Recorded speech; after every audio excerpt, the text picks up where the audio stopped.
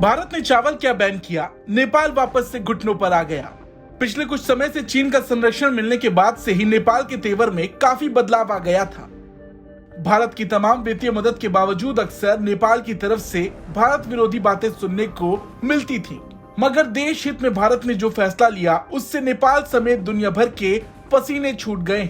नेपाल काफी समय से बड़ी मात्रा में भारत से चावल आयात करता है। नेपाल में खपत होने वाले कुल चावल का लगभग 20% आयात भारत के जरिए किया जाता है, मगर जब से नेपाल को ये बात पता चली कि भारत ने गैर बासमती चावल के एक्सपोर्ट पर रोक लगा दी है, उसके अधिकारी भारत से बातचीत करने में लगे हैं। नेपाल सरकार भारत के चावल निर्यात पर प्रतिबंध लगाए जाने के बाद से ही परिस्थितियों पर गंभीरता पूर्वक विचार विमर्श कर रही है। हाल ही में इसके लिए एक बैठक भी हुई थी, जिसमें चावल की कालाबाजारी को रोकने और मूल्य वृद्धि पर नियंत्रण करने के लिए देश भर में नियमित बाजार अनुगमन करने का फैसला लिया जाने की जानकारी दी गई।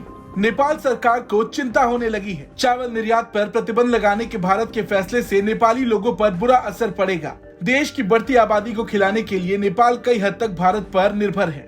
जैसे ही 20 जुलाई को भारत सरकार ने गैर बासमती सफेद चावल के निर्यात पर प्रतिबंध की घोषणा की, नेपाली व्यापारियों ने चावल की कीमत तुरंत बढ़ा दी।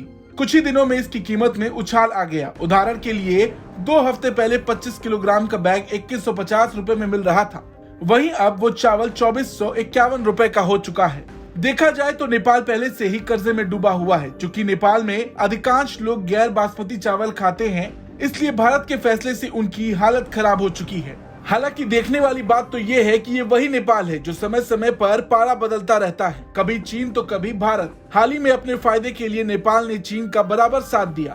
भारत के खिलाफ चीन ने नेपाल और आसियान के दक्षिण पूर्वी एशियाई देशों में सिल्क रोडस्टर प्रोजेक्ट को लॉन्च किया। यह प्रोजेक्ट चीन के बेल्ट एंड रोड परियोजना का हिस्सा है, जिसे अभी हाल ही में इटली ने किनारा किया था। शी जिनपिंग के ड्रीम प्रोजेक्ट BRI के 10 साल पूरे होने पर चीन ने इस परियोजना को लॉन्च किया है। इस प्रोजेक्ट के जरिए चीन अब नेपाल के जरिए दक्षिण पूर्वी एशियाई और दक्षिण एशियाई देशों के साथ सहयोग के नए रास्ते तलाश रहा है, जहां भारत का रणनीतिक हित बेहद अहम माना जाता है। लेकिन अब नेपाल की जब अपनी पर आ पड़ी, तब वो इससे बचने के लिए भारत की मदद चाहता है। भारत ने जो गैर बासमती चावल बैन करने का फैसला लिया, वो देश हित में लिया। इस फैसले के बाद से ही अमेरिका, सिंगापुर, हर देश में लूट सी मच गई, मगर भारत की प्राथमिकता अपने लोग हैं। नेपाल में जो चावल को लेकर परेशानी उठी है, वो भी इसी फैसले की वजह से। हालांकि इस पर आपका क्या कहना है, कमेंट करके जरूर बताएं।